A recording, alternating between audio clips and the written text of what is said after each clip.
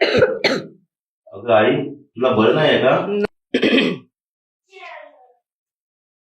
काऊन ग, तुला बरं नाही आहे का? नाही, काऊन, काय झालं? डोका दुखत आहे.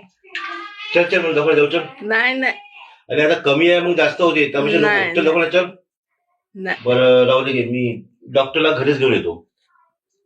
मला नवीन चप्पल घ्यायची आहे. तिच्याकडे 3 चपलाच्या नवीन जोड्या आहेत. तिला मी सांगतो तुला एक जोडी चप्पल घेऊन देईल म्हणून.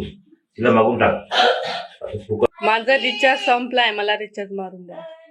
आता म्हणतो, थांब. सांगायचं ना मग. आला का मग? हो. सांगेल त्याला काही लागलं. अगं आई, त्याला घराकडे लक्ष दे बरं. मी जरा बाहेर फिरायला जाऊन येतो. मला बी मामाच्या गावाला जायचं आहे. आता ह्या वयामध्ये कुठे फिरायला जातेस? बरं, आम्हाला जाऊन येऊ दे, मग तू जाशील.